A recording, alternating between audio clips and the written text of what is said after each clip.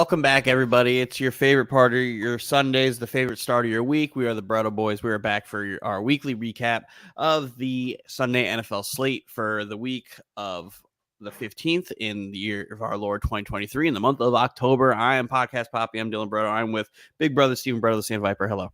Debts and loans were paid today. It's wonderful. It's been a wonderful day. It's been a great day of football. All things are right in the world. But let's start off with this abomination of a football game that we just watched. Giants, Bills, Sunday Night Football. The game literally ended like 5 minutes ago. Bills 14, Giants 9. This Giants team sucks. This Giants team is much better with Tyrod Taylor at quarterback. Yeah, and the Bills also stink. it's safe to say the best quarterback for the Giants was playing tonight. That's what I always said. I'm like, I'm not scared of Daniel Jones. Well, Tyrod Taylor comes in, I'm scared.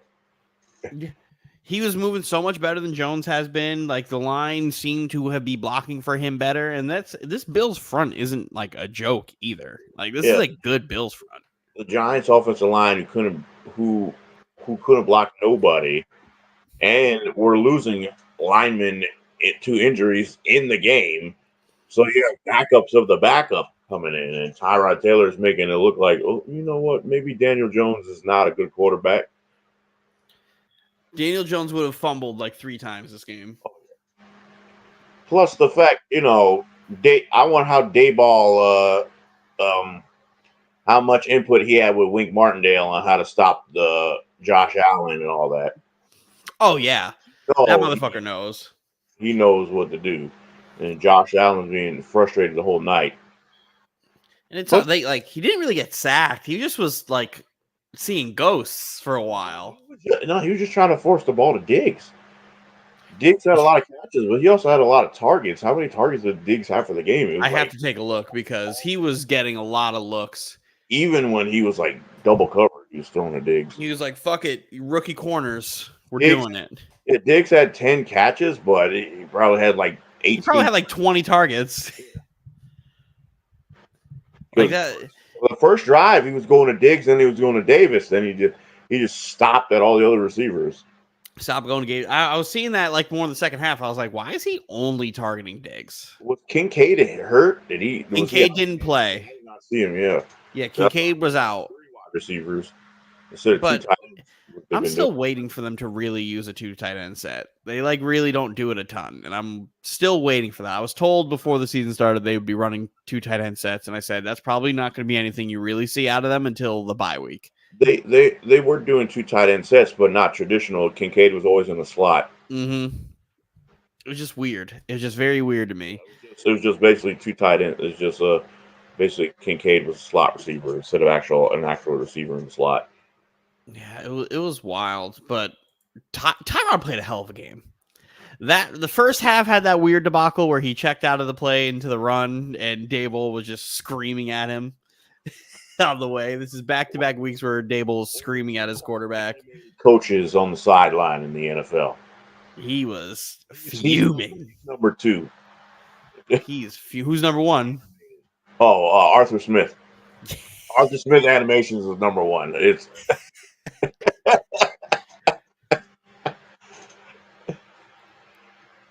Tyrod 24 for 36 for 200 yards. So the Titans need to take a page out of, I don't know, every team's playbook that runs their really good running back like 20 times. Because that Titans game was a disgrace from the Titans. That offense coordinator is to be fired, but we'll get to that when we get there. We'll get that. I thought I got like 19 carries that game. He had 14. 14? Oh, yeah. Wow. That's what I'm saying. The Giants knew, like Dayball knows they can't block for shit. He still gave the ball to Saquon 24 times. Not to mention he caught the ball. Saquon 4 catches, 5 yards. That's what you're supposed to do. You gotta feed your guy. He played since fucking week 1, but luckily for them, do the Giants have a bye next week? No, they play Washington. I feel bad for this Giants team.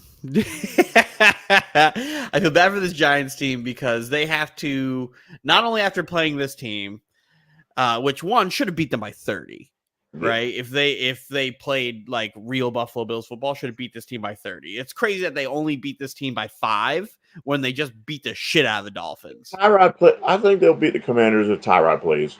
Oh yeah, but the Commanders will get pressure. So we'll see how this goes. They have a 5-man front or 4 front that they will just bring guys. Defenses. Their secondary stinks, but their line is good. Yeah, the line. If they get the pressure, again, I just don't understand how the Seahawks of all teams was able to get double-digit sacks on the Giants, but the Bills were only able to get a hand like 3. Like that, I don't understand. But again, Bills have injuries. Tyrod knows how to move around. He's not fucking Daniel Jones, who's mobile, but sometimes will just act like Mac Jones. It's like, oh yeah, I'm gonna go down, and also just fumble when he gets hit. But between the Bills, the Commanders, and then the Jets off of a bye week, woo, the Giants seems to be brutal. But they could beat. I could think they could beat the Commanders. Yeah. If they get enough time to make some throws, they can beat the Commanders. But if the pass rush gets in there fast, tough look. Hopefully the Jets sign La'el Collins before the Giants do. Tyrod is one of the guys. He always loses a job because of unfortunate circumstances. He may play himself into the job. Yeah, but unfortunately, you're paying somebody 140, 160. Hey, Tyrod's a Daboll guy. Tyrod is a Daboll guy, and if Daboll feels like Tyrod is performing better, then I feel like as a head coach, Daboll will make that move. Also bench Tyrod for no reason. That is also true. That is also true. Tyrod loses jobs, not his fault. There's no reason. We want to check out Nathan Peterman. Oh, let's stab him in the lungs.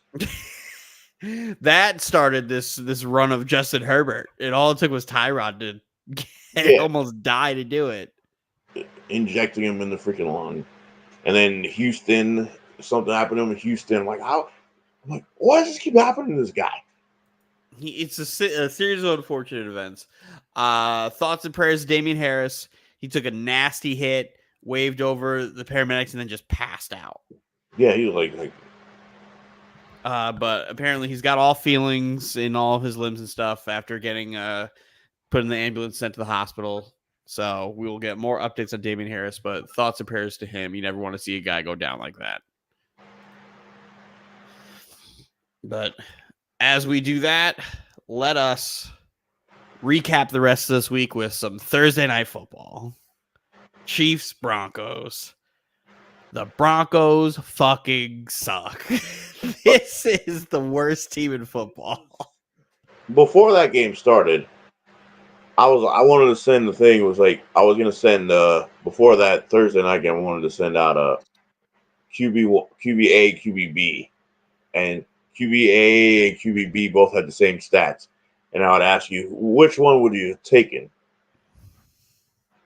And Russell Wilson and fucking Pat Mahomes going into that game had the same exact fucking stats. Yep.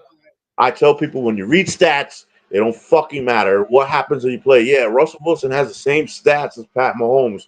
But do you really feel like he's making the difference? No, because all of his stats come at the end of the game when they're already down. Yeah. They come at the end of the day when they're down. Like, I wouldn't even say Pat's having a good year. Pat is having one of the worst years he's had. But Russell Wilson's not impacting the game. Pat Mahomes still impacts the game. Mm-hmm. Both of them have the same exact stats going into that game. This Broncos team, for whatever reason, doesn't play for the first 3 quarters. They really don't. Like, against the Jets, they did their best when the Jets weren't ready for just unscripted plays and just random quarterback runs, right? They took a step back. They're like, hey, shut down the shit underneath and don't let them run and make them play quarterback. Well, the Broncos in the second half, like, they do their best shit in the first half, and the second half it just goes downhill from there. I'm like, I don't stop making adjustments. I don't know what they're doing. they're not adjusting or they're not making adjustments, but some reason, like the second half of Broncos games is when they really go down the shitter. Who's their defense coordinator? Vic Fangio? It's Joseph. Vance Joseph. He sucks. Vic Fangio's on the Dolphins. Yeah, Vance Joseph sucks. I don't know what the fuck they're doing. This defense has talent on it. Like, despite them getting rid of these guys to play on the team, like getting rid of Randy Gregory, getting rid of Frank Clark, you still have guys on this defense. They got rid of Randy Gregory because Benito was outperforming him and he's cheaper. But yeah, I don't mind that. Benito's been awesome. But then you get out of Frank Clark, cool. You still have guys on your team.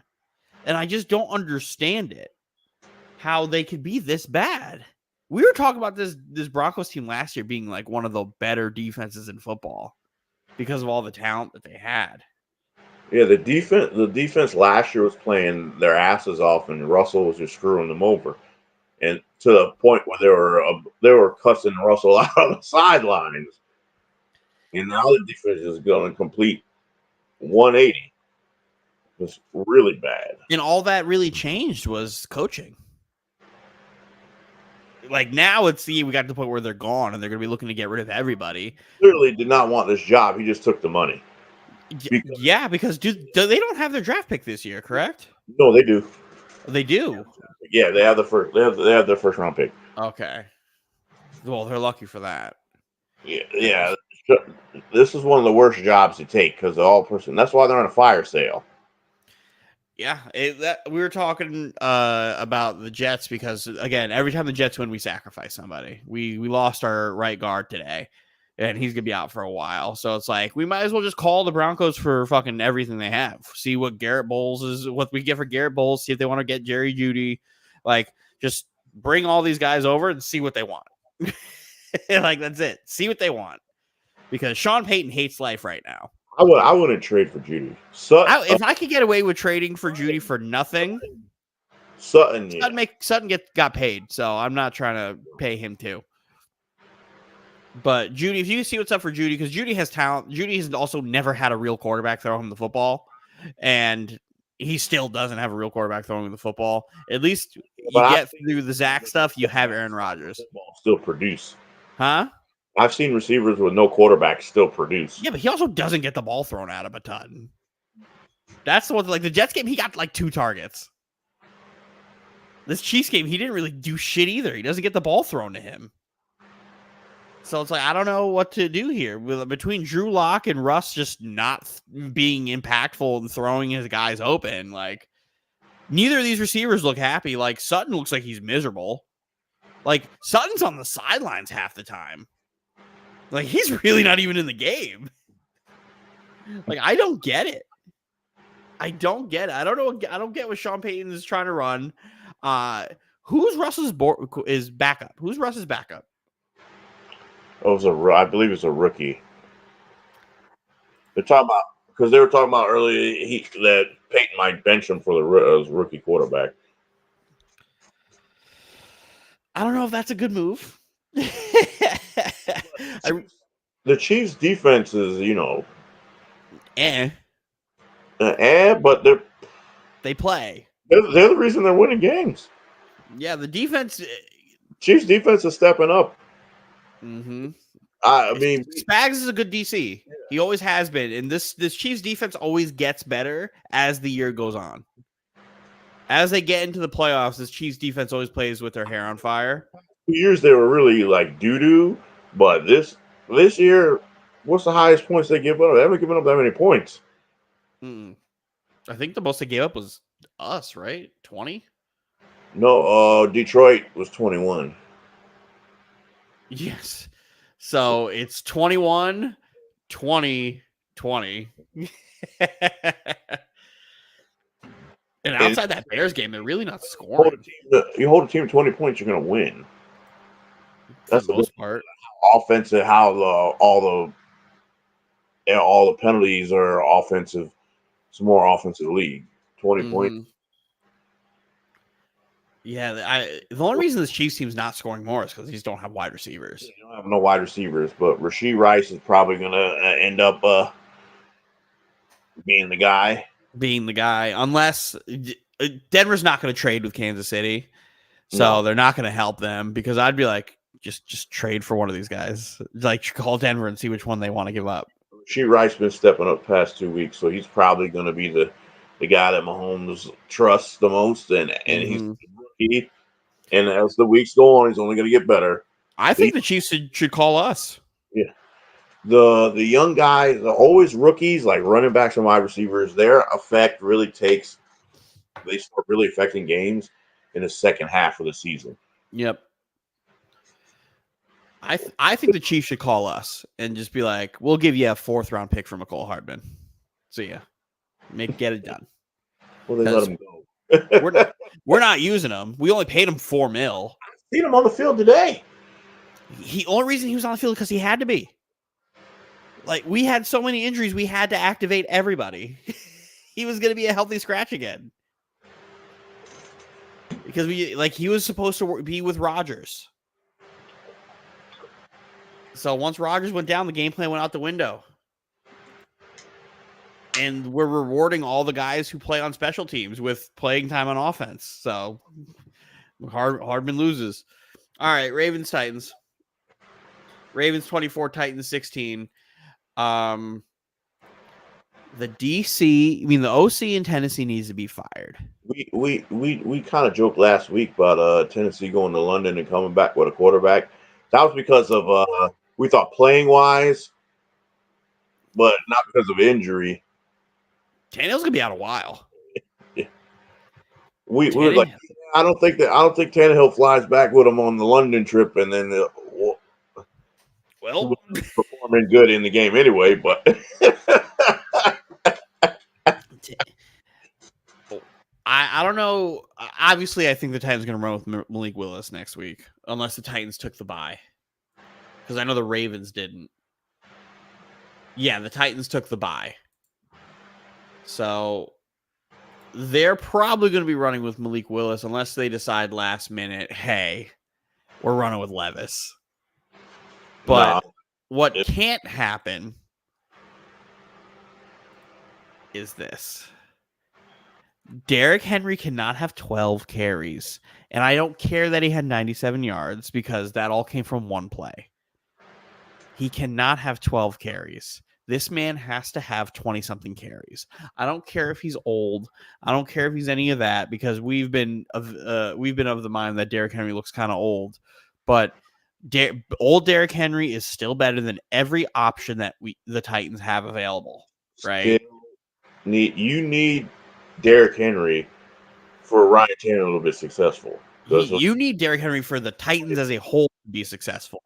If you want Malik Willis, Will Levis, anybody who's playing quarterback, if you can't get the engine of your vehicle going, you're not going to have a good time. Ryan Tannehill is the ultimate script quarterback. If it doesn't go according to script, he's going to fold.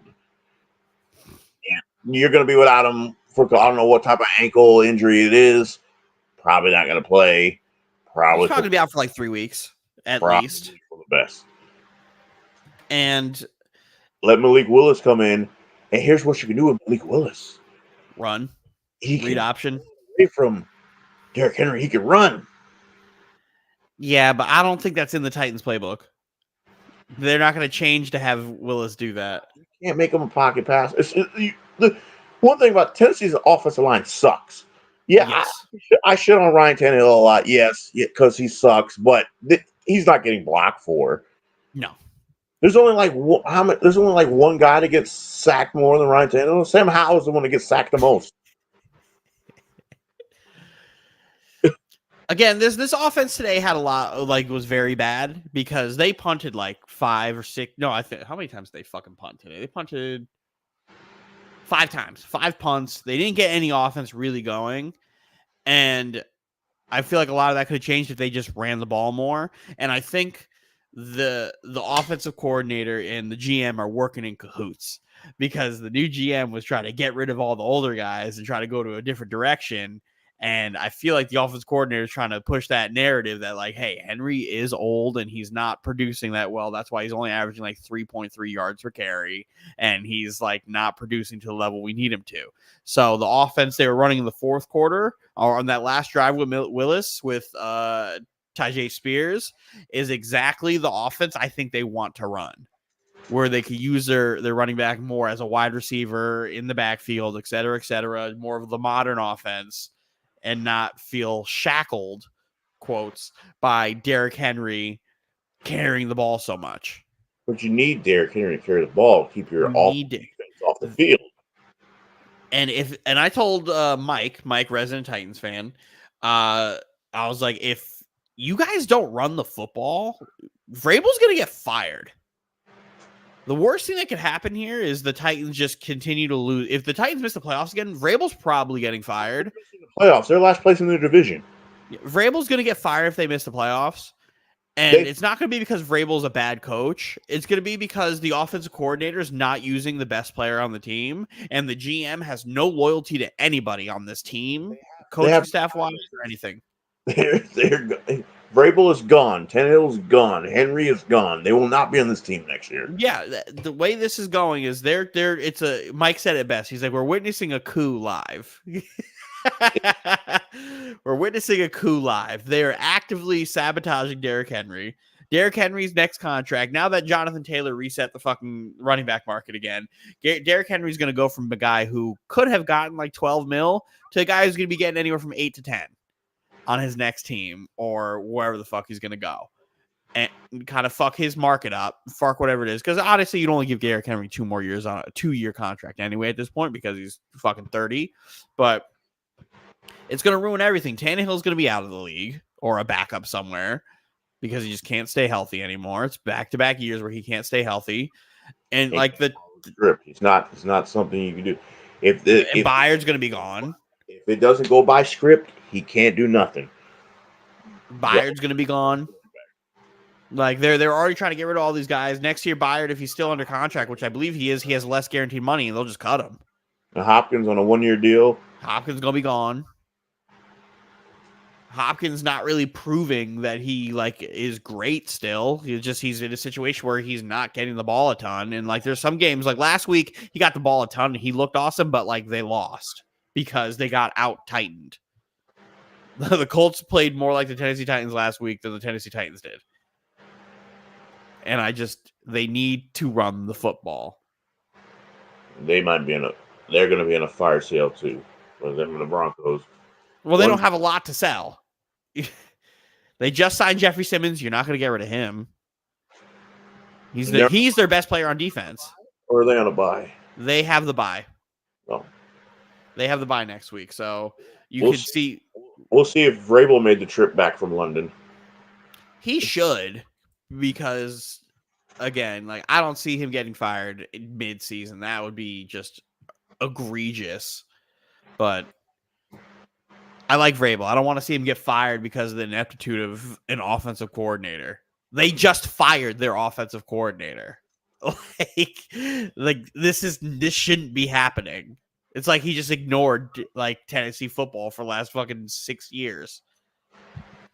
All right, Dolphins, Panthers. Dolphins 42, Panthers 21.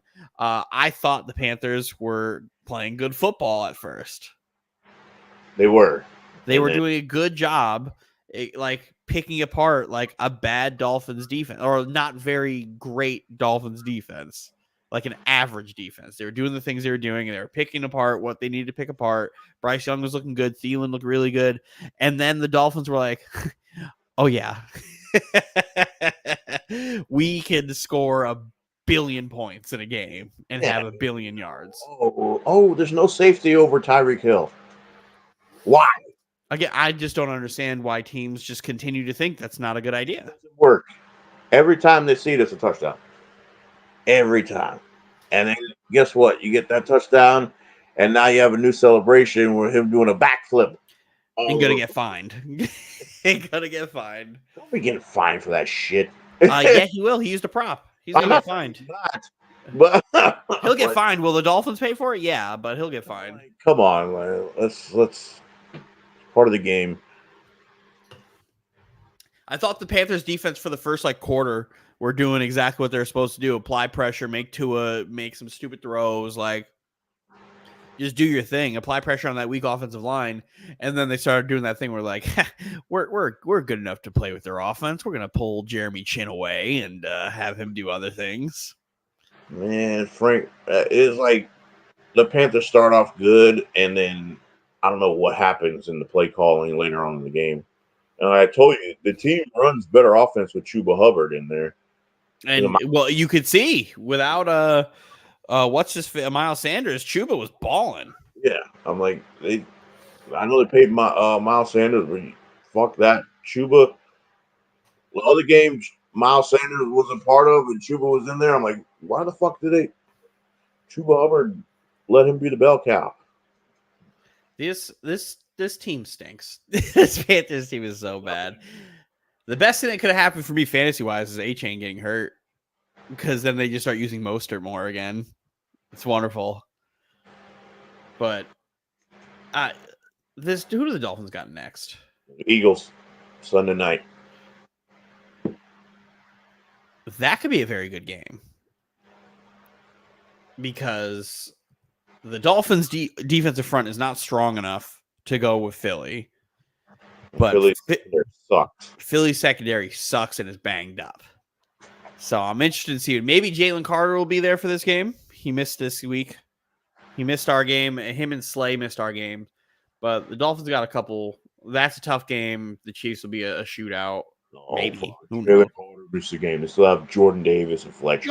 Yeah, but still, those guys matter. You have a rotation of guys. Having fresh guys matters. We saw today against the Eagles that having fresh guys going against a great offensive line matters. You're not even saying the Dolphins have a great offensive line. They don't. But having fresh guys rotating in matters. Dolphins are the greatest show on turf again. That's the long and short of it. When they're not playing really good defenses, they're the greatest show on turf. Yeah. Greatest show on surf. Texans Saints. Texans 20, Saints 13. CJ Stroud finally threw his first interception. Yeah, but only for the guy to fumble it back to him. Exactly. I was right to get it right back. There's no way CJ Stroud already isn't a top 10 quarterback in football, right? Because he's playing like it. But D'Amico Ryan says his defense, they got some guys on their defense. I'm like, Jimmy Ward? I'm like, Jimmy Ward's there? Freaking Shaq Griffin's there? I'm like, what the fuck is going on? I didn't even know this. Mm-hmm. They have Blake Cashman playing playable defense. That's crazy to me. That Blake Cashman is playing good defense. Shout out to Sheldon Rankins, Henry Tuatu, rookie. Will Anderson. We love Will Anderson. Big Will Anderson guys here. Jerry Hughes, old man Jerry Hughes, still here. They've got some guys here. Fly to the ball. Everybody, there's always all 11 of them are at the ball. When the Saints try to freaking go for it on fourth down, one guy breaks the tackle, another guy's there to clean it up, knock it down for the seal the game. And that's still without what's his face, the corner, playing as well. What the fuck's his name? LSU Stingley. Yeah, they have Shaq Griffin and Stingley as their corners. I'm like, I did not even realize they had Shaq Griffin. Yeah, they had Shaq Griffin. They have a good fucking defense. Jimmy Ward. I'm like, what the fuck? Jimmy Ward's on this team? I don't even know. Right? I'm like, I was not paying attention to the Texans' defensive side of the ball. Kamara caught a third down pass, and Jimmy Ward came flying and just stopped Kamara. I'm like, they got fucking Jimmy Ward on the fucking team. I should have been paying more attention to the Texans' defense and giving D'Amico Ryans more credit on that side of the ball instead of shitting on their offensive weapons. But even D'Amico Ryans, he's got them. The offense works well. They freaking do what they need. TJ's a guy. They found a guy. The only problem is they got to get the running game going. Once their running game get going, help out their other receivers. D'Amico is coach of the year right now. That team, We can put that team already has 3 wins. Yeah, no, I could see that. D'Amico Coach of the Year. They've had like 3 wins the past 2 years combined. What 7? The fuck? They're already there. The only way, I may sound like a homer for this, the only way I don't see D'Amico Ryans winning Coach of the Year is if the Jets make the playoffs with Zach Wilson. If the Jets make the playoffs, I think they just give that award to Saleh. No, if Houston makes the playoffs, Houston will make the playoffs if they just double up their wins. I mean, Houston will, what's his face will win Coach of the Year if they just double their wins. If they go, exactly. If Houston wins like 6 or 7 games, D'Amico Ryans going to win Coach of the Year. But if Saleh gets to the playoffs, they'll probably just give him that award. No, that's the homer right there. I think that's the homer in me. But I also really believe that if he goes and is with his backup quarterback, goes to the playoffs with Zach Wilson. We've seen those guys do it. Dable won Coach of the Year making the playoffs. Sometimes it's all it takes when your team's in a playoff drought. Houston playoff drought. Houston's not going to make the playoffs though. If they'd have to win the division. They're 3-3, and then you got the whole AFC North beating the shit out of each other. Who knows? And there's still a possibility. I'm not saying it's going to happen, but there's still a possibility you get a few teams out of the East. One of them not being the Patriots. Oh no, that's not. They suck. Commanders, Falcons. Commanders 24, Falcons 16. Broke the Desmond Ridder streak. Desmond Ridder was fucking trash this game. I don't care about his stats. He was awful. Desmond Ridder.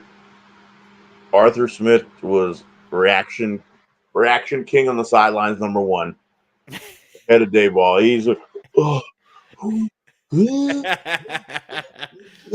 And he's like,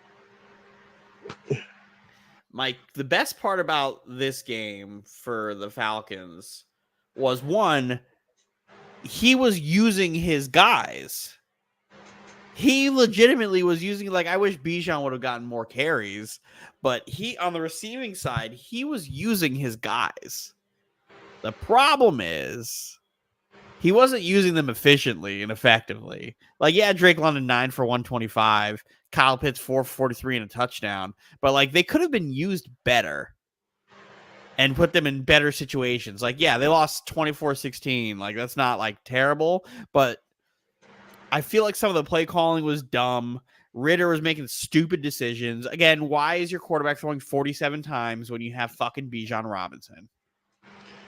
The defenses are freaking preparing to take out Bijan now. Well, they focus on Bijan. They have to use the other playmakers. You got Kyle Pitts needs more targets. Bijan, you can use him as a wide receiver. He needs more targets. You got to spread the wealth more. But you still 13 carries. It's like 26 rushes total. Still needs to be more. Just again, Ridder should not be throwing the ball 47 times. And Ridder can run. Why don't they freaking? I don't know if the guys who come from the Shanahan system know how to do that. Because even when Kyle had Trey Lance, he didn't do it enough. Trey would just do it himself. The games that he had him, he didn't do it enough. Like 3 games. Yeah, I mean, and he didn't do enough read option or zone reads, like, at all. One was a monsoon, and the other one he tore his ACL. Broke. Was it ACL or I thought it was his ankle? Oh, whatever the fucking thing happened. He was one of those, but still, the only time he got to run was when he just decided to run. They never really designed any runs for him. I don't think that's in the guys who come from that tree. I don't think they know how to work. Arthur Smith was on the Titans. Yes, but he's a branch of the LaFleur tree who comes from the Shanahan tree. LaFleur tree refused to give Derrick Henry the ball, and then when LaFleur left, Arthur Smith gave Derrick Henry the ball. Exactly. He recognized the talent, but never did he thought, hey, Tannehill's kind of like a little fast. Let's run a read option. This guy used to be a wide receiver. Let's run a zone read. Falcons, I want to say they suck, but I don't think they do. I just think they have a quarterback problem. They do. And I think they have a head coach problem. Because when he's both got to go. This is the draft to do it. Ritter's bad. It's really bad. It's backbreaking how bad he gets. Yeah. The coach almost breaks his back on the sideline when they cut to his ass. And here's one too. Run the ball with Brian Robinson more. Like, run the football. Why is this so difficult for these teams? They're like, Brian Robinson's not a bad running back. Run the fucking football. That's because that's Eric Bieniemy. He's trying to prove something. Yeah, but Eric Bieniemy's a goddamn running back. He's also from the Andy Reid freaking tree. I know, and they don't run the fucking football. Freaking doing that shit.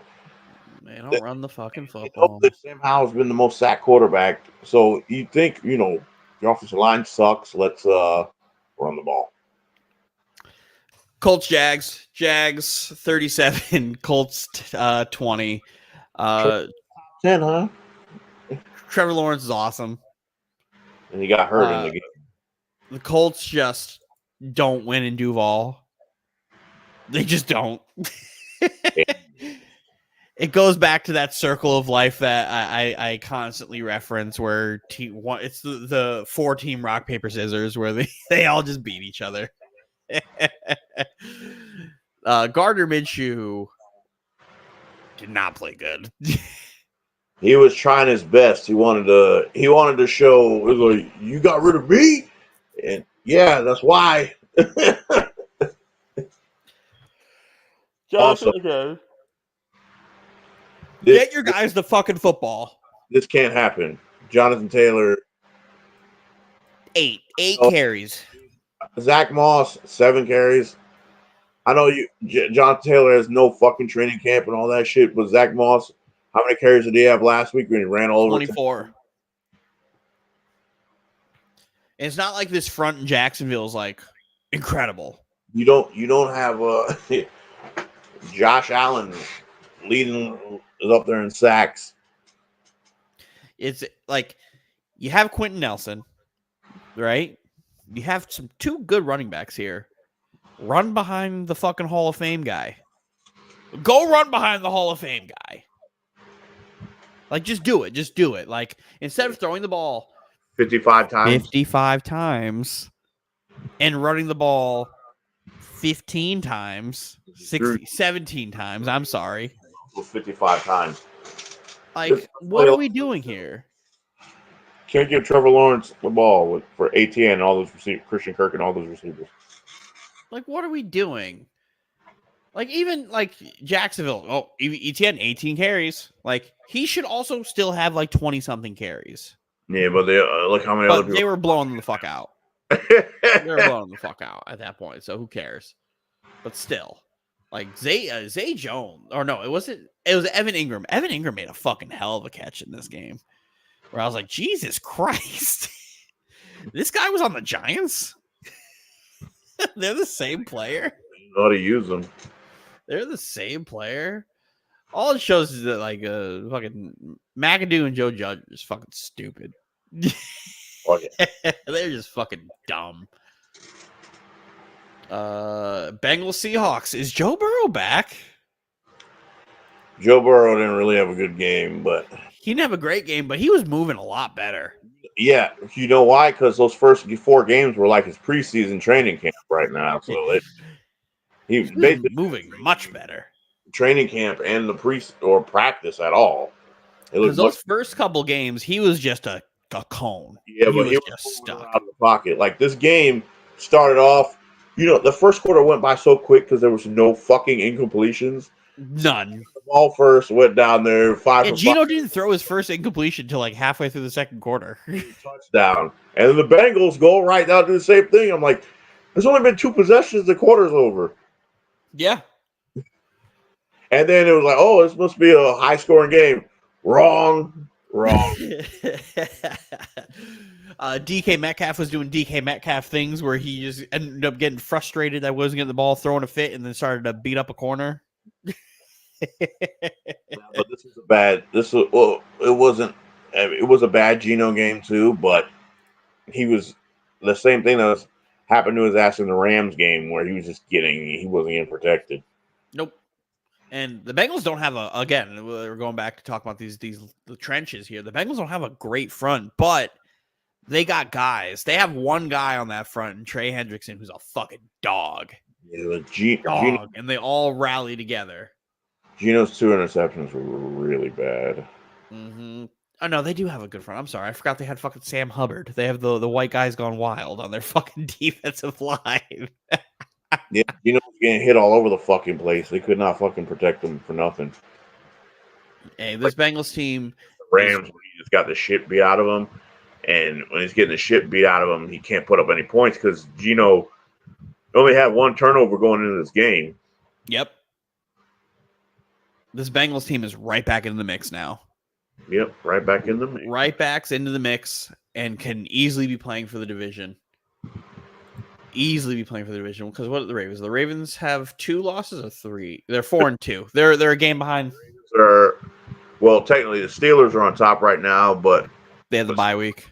So they're right back into it. No need to worry. Joe Shiesty and those boys will figure it out. Vikings, Bears. Vikings 19, Bears 13. This game sucked. This game was terrible.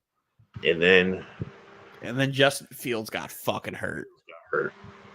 And his X-ray came back negative, but he's got an MRI tomorrow. He injured his wrist.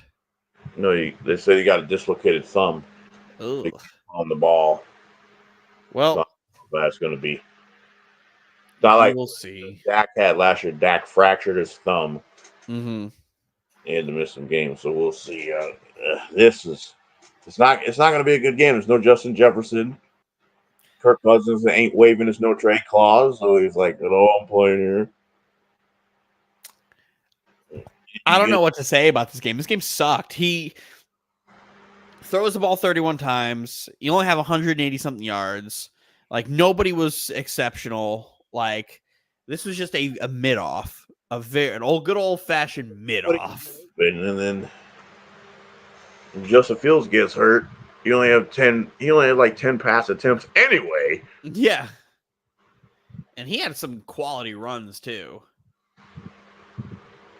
But yeah, he had a few quality runs that really like advanced the ball. But on a running play, when you run with the quarterback, they're gonna get hurt eventually. My favorite stat that was listed off during this game was when Tyson Bagent came into the game, and Tyson Bagent's entered the game.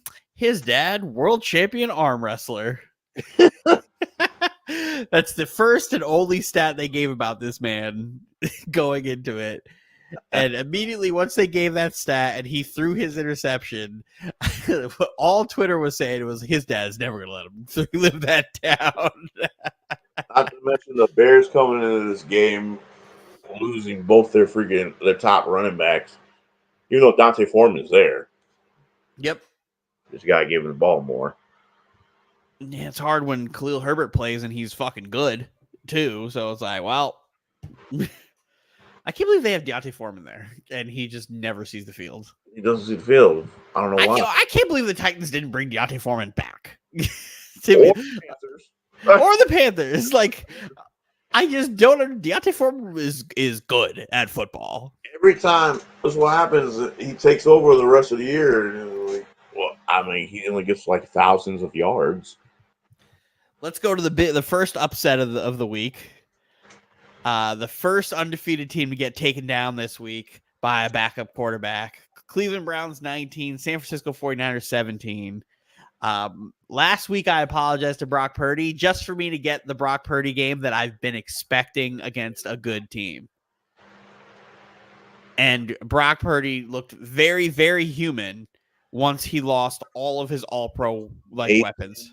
What Brock Purdy looks like when he has to play quarterback. It's amazing what Brock Purdy looks like when he doesn't have Christian McCaffrey.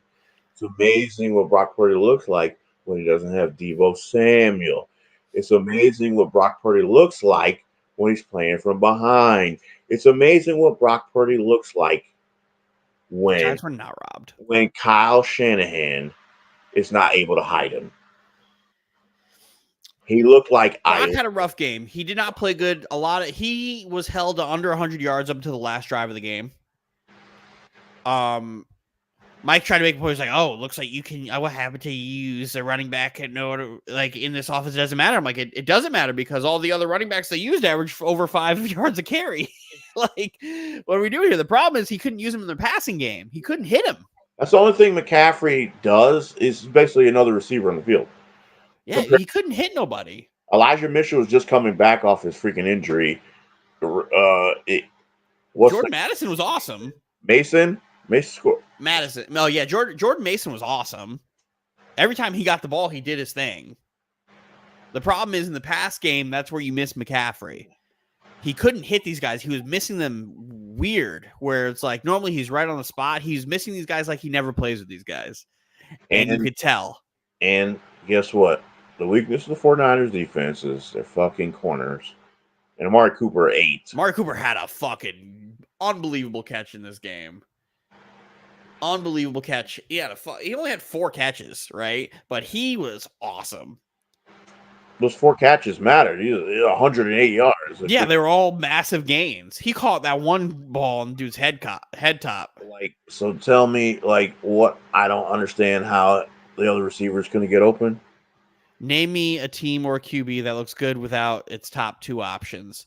Again, this is where I always do that thing where I was like, the Niners are so top heavy that it's unbelievable. Kittle and Ayuk. Yeah, they still have great options there, but once McCaffrey and Deebo went out, he was even missing Ayuk bad, and Ayuk was open. He was Brock Purdy. The Cleveland Browns defense was doing their thing. Guess what? Take away his first read. Cleveland Browns defense was doing its thing. Myles Garrett was bullying Trent Williams. Yeah. It's easy to play fucking quarterback where you throw a dump off pass to Christian McCaffrey behind the line of scrimmage and he goes and he gets 40. Or when your receivers are not wide open. McCaffrey should be in the conversation for MVP, and he plays well. But again, he showed you why he's the MVP. It's because he's so important to a team as a whole. But again, the running backs in the system work. The problem is once McCaffrey went out, he couldn't hit them. He just wasn't able to throw them an accurate ball. And that's on Purdy. That's on nobody else but Purdy. He left in the offense looked average, yeah, because he couldn't complete a pass to them. That's the difference. It's just like you dump it down to McCaffrey, he was there, he got it, but the other guys, he just couldn't get them a good ball. And that's completely on Purdy. What happens when you make him play quarterback? Like I've been saying. And then he had a good drive on that last drive was a great drive. I really can't believe they missed that kick. But the best football Purdy played today was on that last drive. But that's just because the Browns were like, we're not giving up a touchdown. But he hit those guys there. Everywhere else, it was very difficult for him to continue. I wish I could. The Yahoo stuff had the targets because he was just missing everybody. Playing from behind. He's never played from behind in San Francisco. Guess what? This is what's going to happen. Shout out to PJ Walker. When Shanahan can't call his offense, this is what Brock Purdy is going to look like. I'm not shocked. I don't not respect McCaffrey. I'm just putting it in the league perspective where you're not going to continuously pay running back the top. You can't afford to keep paying all your guys top money. and a running back is the most replaceable thing on the team. Here's the thing. Again, McCaffrey should be in the MVP conversation right now. Absolutely. Not going to disagree with you. But again, running back is expendable. The running backs on this team played well without him, without McCaffrey. The problem is Purdy couldn't hit them. You could take away what you want from McCaffrey. I'm not saying he's not unbelievable. He's unbelievable. But again, you have to hit the running back, and he was missing the plays. They could have easily taken the ball 30, 25 yards. We don't know because he's not able to hit them. Go tell me the stats for the running backs for this 49ers teams the past 3 years before Christian McCaffrey even got here. It's all unbelievable. They all do well. It doesn't matter. The Shanahan system. He's already been replaced. Teams have gotten rid of him already. And they're doing well. Always replaced running backs. They've been doing it for 20 years. His dad had TD would go Mike Anderson. Then the guy after him. Then the guy after him. The guy after him. Oh, what happened in Washington? They replaced Clinton Portis with fucking what the fuck's his name? The Hawaiian dude. Roy Helu Jr. CJ Anderson. Whoever. They always do it. It is what it is. And when your team is over the cap and you can't afford to keep paying everybody top 5 at their position. San Francisco made a Super Bowl without McCaffrey. Who was that running back then? Mostert, Breda, Tevin Coleman. Mitchell, Breida. They keep going. It just is what it is. You can't keep affording to pay players top 5 at their position. You're going to run out of money. Because guess what? If they have the highest number 1 paid guys at how many positions, guess who's going to go? The players that are most replaceable at their position, positions. Linebacker, highest paid end, highest paid fucking, who else? Tight end. What? Receiver. Debo's up there. Highest paid running back. They've won without him. Again, That's the thing. They haven't won anything with him. They've been to Super Bowls without him. They had CMC last year. Did they make the Super Bowl? No, we can't do that. We know what happened. Why they didn't make the Super Bowl. Guess what? I'm going to do it. You can't say they've already proven they can make a Super Bowl without CMC. They've done it. Yeah, but we know why they didn't make the Super Bowl. They didn't have a playable quarterback. That's why they changed the rule. No, but that's because Jimmy Garoppolo threw an interception. Yeah, that's because Jimmy G sucks. Speaking of which, Raiders 21, Patriots 17. I was rooting for the Raiders for this game. The ball.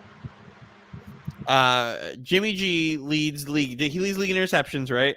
Yep. And he leads the league in hospital balls because he loves sending his wide receivers to the fucking blue tent. And Devontae Adams was today's patient. They need to trade him because Jimmy G is more concerned about seeing Devontae in the fucking hospital than seeing him do well on the field. He's ridiculous, but Jimmy did get hurt. He hurt his back, and he left in an ambulance. Shocker. Yeah, I don't want to be that guy, but I called Jimmy G getting hurt by week 6 and not being the starting quarterback going forward. He's already missed the game for an injury. Brian Hoyer also played better than Jimmy did, so. And there was only one quarterback on this field worse than them. It was McCorkle Jones. I'm surprised they actually played Malik Cunningham for a snap. I thought when they brought in Malik Cunningham, I was like, oh, did they pull him? No, he was in for like 2 plays. One where he was like a hand the ball off. It was like Wildcat. And the other one he was in shotgun, but like it's coming. Interception Max threw was terrible. It was bad. Patriots got the Bills. Oh my god, the Patriots had the Bills and the Dolphins in back-to-back weeks. We may see it. Malik Cunningham's coming. We may see it, and I put it in the chat in August. I quoted it earlier today once I saw that he was active. I was like, I just want to say I called this in August that they have a quarterback problem and Malik Cunningham's been balling in the preseason.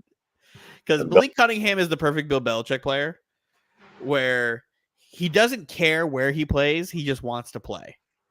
And Bill loves guys like that. In the last 10 years, Bill loves those guys. In the last 10 years, Bill Belichick has only drafted 2 Pro Bowlers. It's a punter and a punt returner. Time to let somebody else pick them.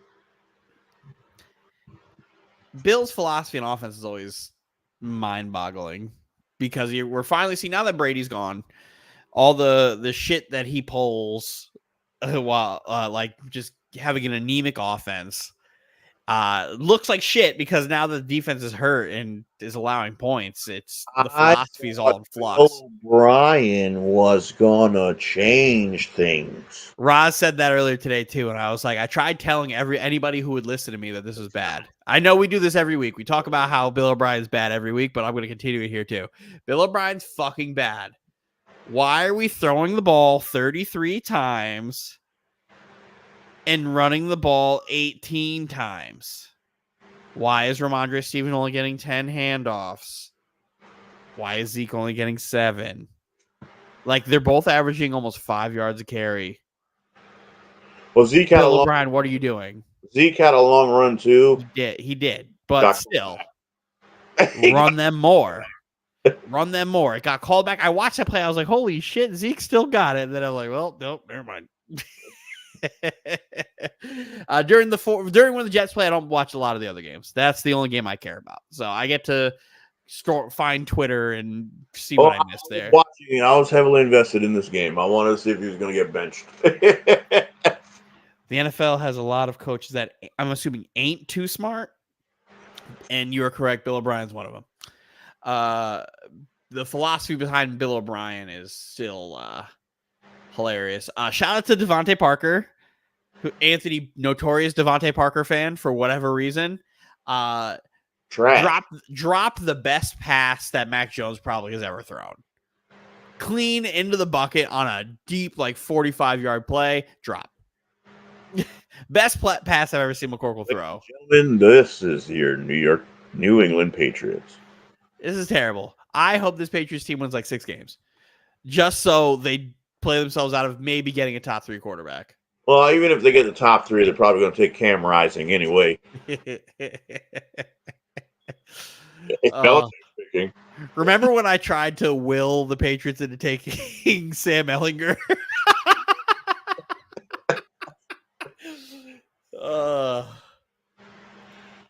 They want to show how smart they are instead of doing the right thing. Exactly. They want to show how smart they are. If you let Belichick coach, you're gonna say, "Look, you could coach, but somebody else is picking the players. I want free agents. I want how many bad picks can we have?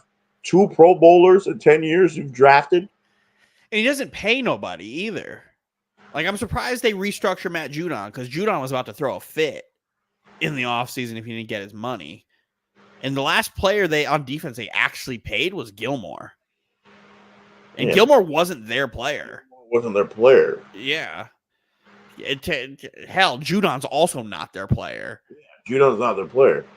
Although I'm surprised. Drafts, he never pays them because you know why he lets them go. They don't work outside. They don't work nowhere else. The only way they would work somewhere else is if they went to another good defensive mind. But they never do. They go sign some dog shit franchise that doesn't know what the fuck they're doing. And then you keep moving. Like, what was it? Trey Flowers. Who he left the Patriots to go play fucking Matt Patricia in Detroit. Matt Patricia's notorious retard. So, it didn't work. Didn't work. Let me go pay a guy $1 million, billions of dollars to get less than double-digit sacks. At this point, I'm starting to think Belichick should just be DC, the offensive game passed the by. He's never been in charge of the offensive game. That's the difference. He's never been in charge of the offensive game at all. He's always had other guys do it, but it's Brady. The only thing he did was help the quarterback. What he can do as a defensive coach is help the quarterback read the defense and teach them. But he's not teaching him anything. It's just showing him different looks in practice, How do you assess this and just get your ass kicked until you figure it out? That's really all he can do on that side of the ball. How many hours did he spend with Tom Brady, just him in the office, and they're discussing what defenses look like and all this shit? Blah blah blah blah. Brady was that team's offense. I'll say it every fucking week because there's a reason Brady was able to pick up, go with Byron Leftwich, discuss in Jeter's house in Tampa, and figure out what Brady wanted to do. And then they did it. And then Brady finally had actual like receiving threat weapons that just weren't 3-yard guys like everybody he's ever had. It's legit wide receiver threats. Brady was a system guy. Because when he first got to Tampa and he was playing Jameis Winston's offense, he was playing like Jameis Winston. And then he was playing bad. And then what happened? That bye week came, they installed his offense, and then he looked like Brady again. Mm-hmm. While Belichick is still trying to find a way to replicate those Brady years with players that aren't Brady. Like, look, Bill O'Brien, when's the last time you saw Tom Brady throw fucking 50-something times in a game without having like 20 like attempts? What's Bill O'Brien's success? He's had Tom Brady, Deshaun Watson that 1 year, and then nothing. And then what? He went to Alabama and had Alabama quarterback that rotated offensive coordinators that Nick Saban has. He can't pick players or coaches at this point. Exactly. That's why him and Kraft are going to separate. Because Kraft is not going to try to want to go through this. Because, like, again, you get lucky finding these, like, elite quarterbacks, right? Not everybody does it. Like, you can't just find one of the 3, 4, 5, 10 greatest quarterbacks ever and try to replicate it again. It just doesn't happen that way. Quarterbacks in the first round are actually good. It's very lucky to find this. That's why it's like, oh, you go from Brett Favre to Aaron Rodgers. That shit's not supposed to fucking happen. Like, it just does. Like, you can't do that. It's not serviceable. So, like, Kraft's not going to want to do that shit and just go through the bad Patriot like thing again for another 40 years. He's going to want a general manager now. It's like, look, you can either have the general manager or you're going to have to leave. I want to keep this coach, but I want somebody else to pick the players. And that's the problem. If Bill Belichick resigns, we know. He's done it before. If he resigns, because he wants that record, trust me. I just don't know where he would, like, I don't know how he could be a head coach anywhere. He probably LA Chargers. He'd have a quarterback. But I wouldn't know. Who would he hire? Who would he hire as his staff? Who knows? The Spanos family's cheap. They'll do it. You know, he's probably just going to hire Brian Flores as the defensive coordinator. Because he's going to get fired soon, too. Flores, the defensive coordinator, freaking McDaniels will be back with him. Lions, Bucks, Lions 20, Bucks 6. I didn't watch any part of this game. The Bucks were in the creamsicles. They played like they're my favorite uniform ever. They played like how they played normally when they were in the creamsicles. They sucked. Baker Mayfield was really bad today. He was missing throws. Like, he missed a lot of throws today. He was really this was bad Baker today. Bad Baker. Didn't he get hurt? Towards the end, but he was okay. He was missing. He got hurt at the end. He was missing some throws that were touchdowns.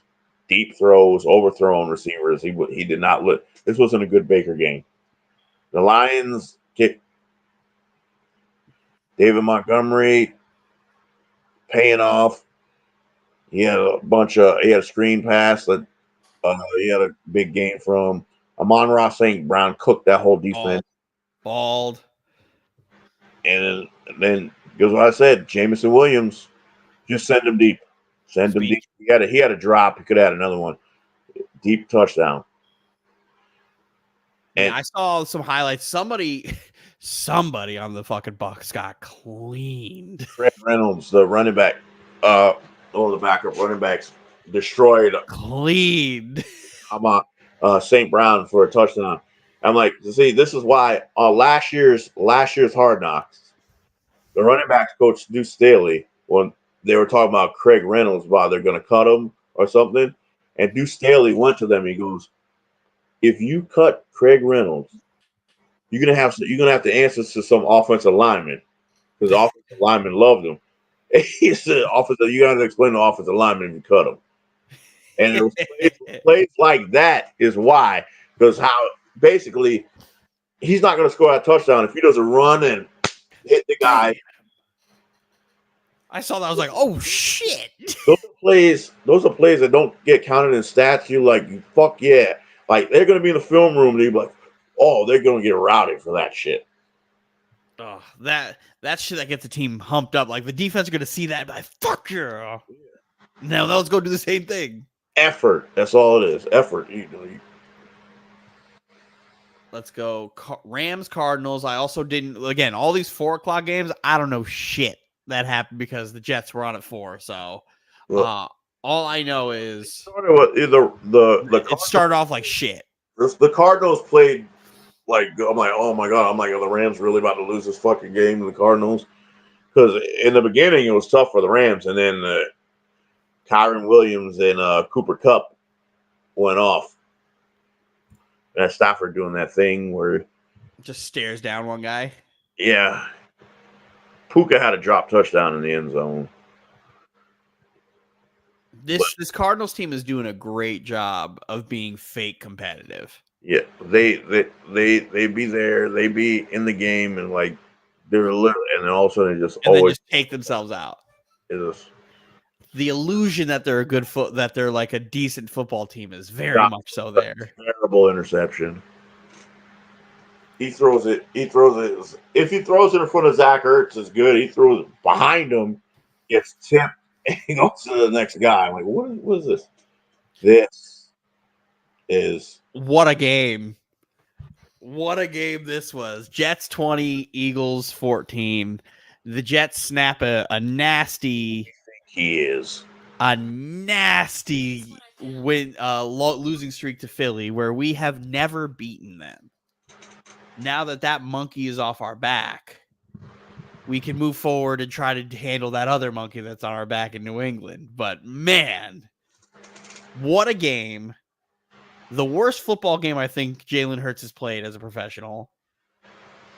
The Jets defense now has Patrick Mahomes on as like on their shit list. Jalen Hurts, Josh Allen, 3 of the league's best quarterbacks, all played like absolute dog shit against this defense.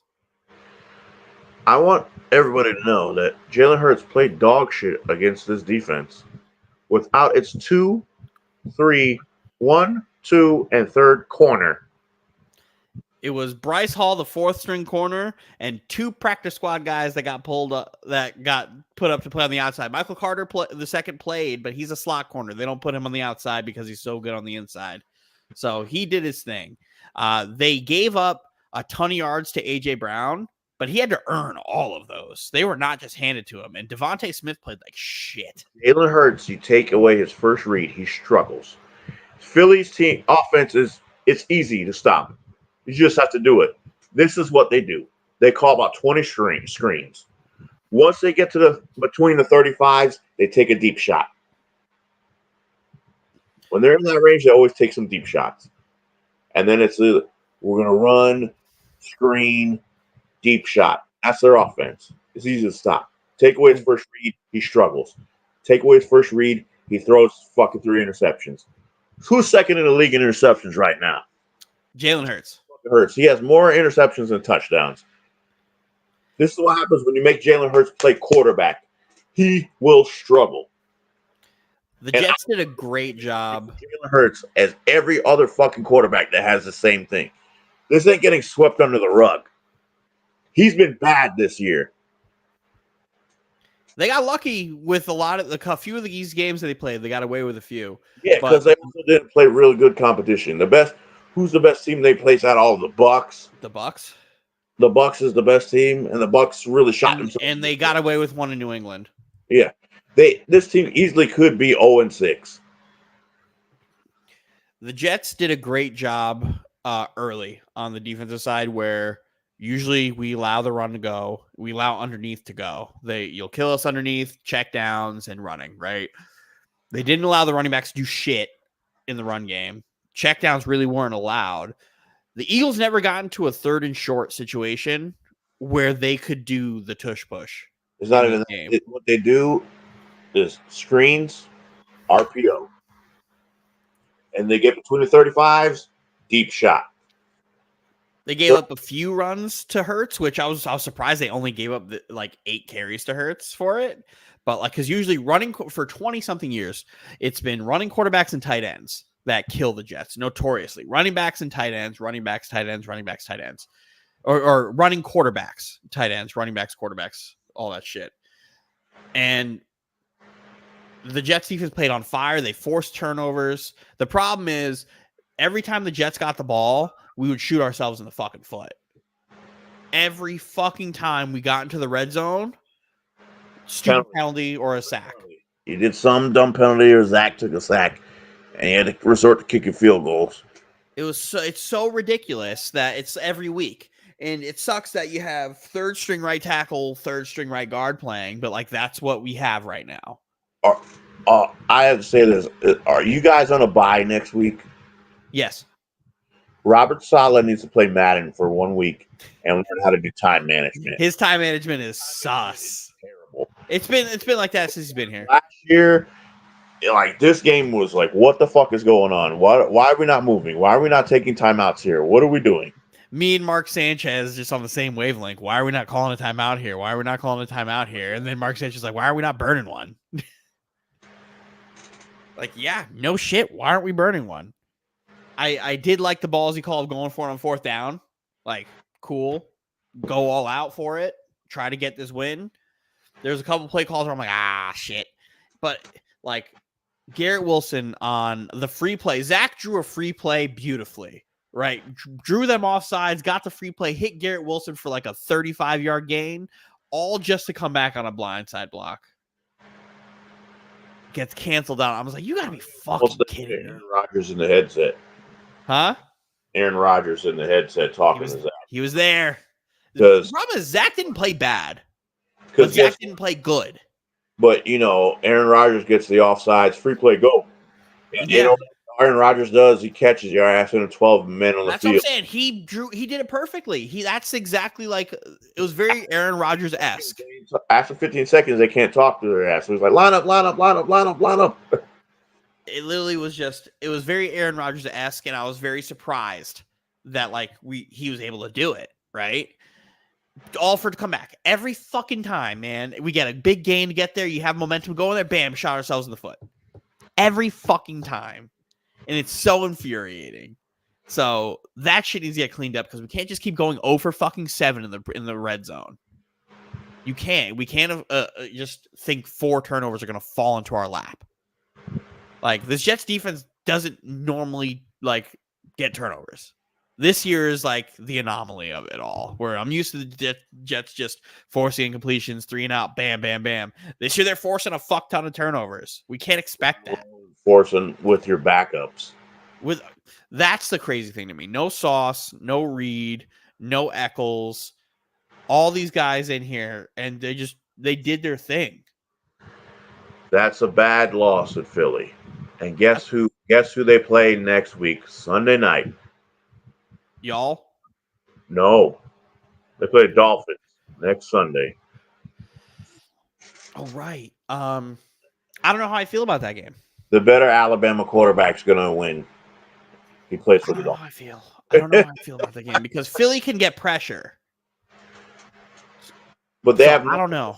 They're not good at taking away the middle of the field. Their linebackers at Philly secondary suck. And what does Tua do? Middle field, Tyreek Hill. Are you going to – Slate didn't play this game. It don't matter. Slate been getting tore up all season. You going to put his ass on Tyreek Hill? Not a man. Put Bradbury on Tyreek Hill? Who's guarding Who's on Waddle? They ain't playing man. Speed kills. They can't play man. They're going to be able to stop the run. They're going to do a good job of getting to the run. This really good run defense, but good receivers always fuck up this Eagles team. Garrett Wilson also had a a few plays this game that were just like, holy shit. Also, theme, run the fucking football more. I know this is the best run defense in football, but there was opportunities to get a few more different carries in there for Brees and to run more play action. That's my biggest thing with Hackett. Get more fucking play action. Debts were paid. These quarterbacks had to play quarterback, and they struggled. This is the second upset of the week where the other undefeated team got knocked out by another backup quarterback. So, again, backup defense. Zach wasn't bad. Zach wasn't good. Zach existed, and that's kind of all I've ever really wanted from him at this point. As long as you're not turning over the ball, it seems to be a good thing.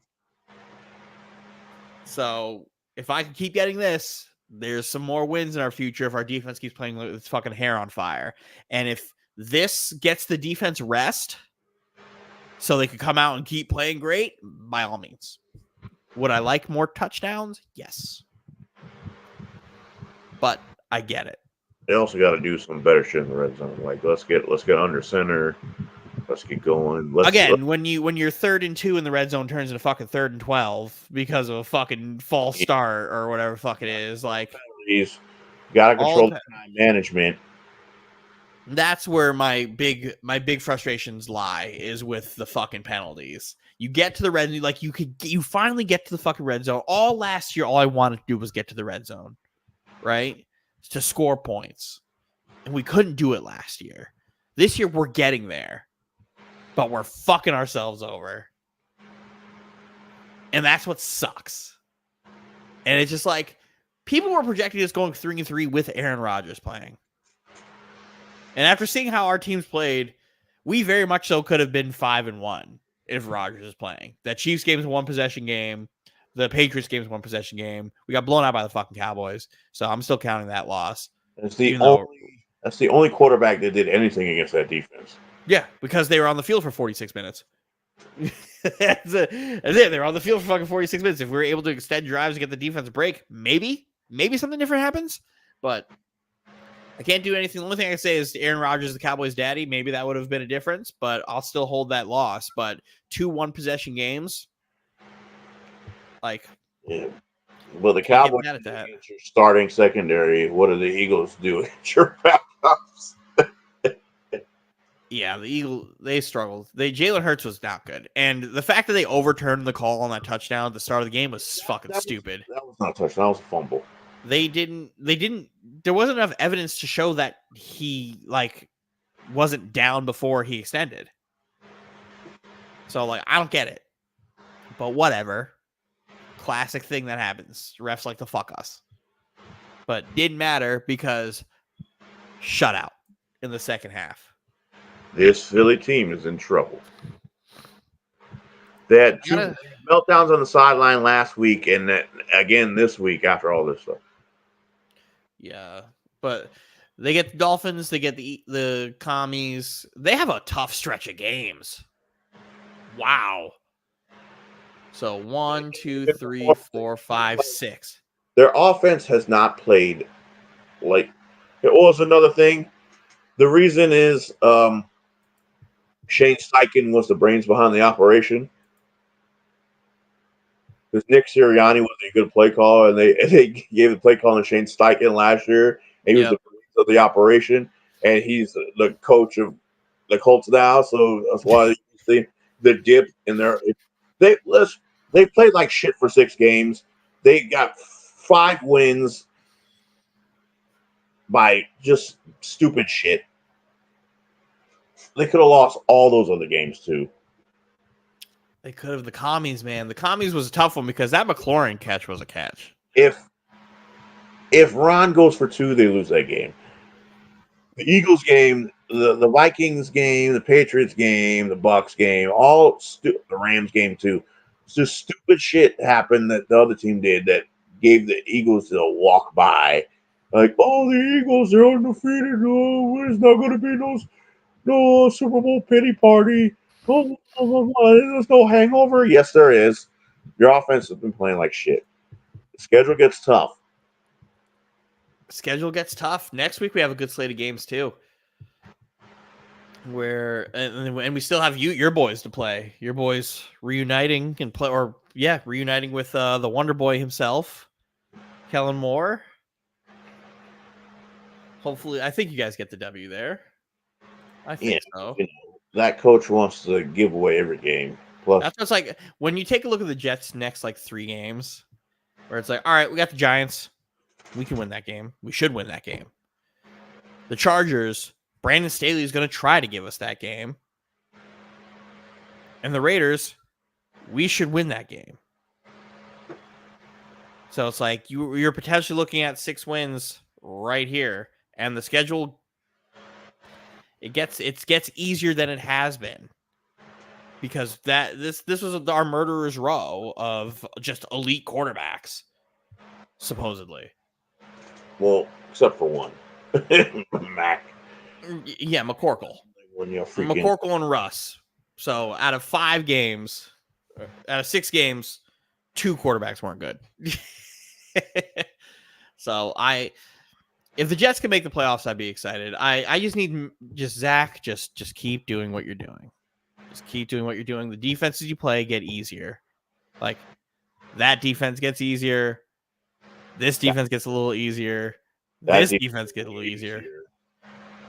And then we're probably going to lose this one unless we do that thing where we frustrate Josh Allen again and we just steal one.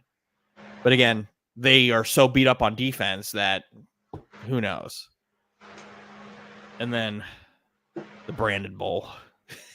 The Brandon Bowl. And I actually am looking forward to playing to the Texans because I'm looking forward to seeing how CJ Stroud plays against a good defense. Because the best defense they played, I think, was Baltimore.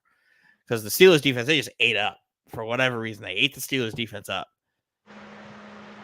So I'm interested to see how we've been doing well against good fronts, except for your guys, obviously, because we were on there for 46 minutes.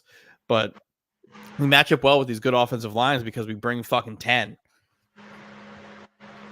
And Jason Kelce was looking fucking old. And Lane Johnson got hurt in the first quarter. So he was looking old in that game. He was looking old before he was getting beat. Shout out to Jermaine Johnson. If we're giving anybody his flowers, Jermaine Johnson was awesome.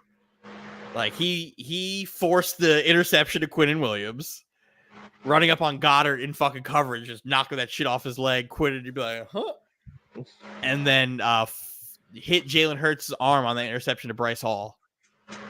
So Quinnen and Quincy Williams, the first brothers since 2010 to both have forced turnovers in a game. So we love that for them. But yeah, that's it. A cool hour and 22 minutes. Good way to start your week with us. Thank you all for coming. Like, subscribe, share. Appreciate all of you guys for being here. I'm Podcast Poppy. I'm Dylan Bretto. This has been Stephen Bretto, the Sand Viper. We are out of here.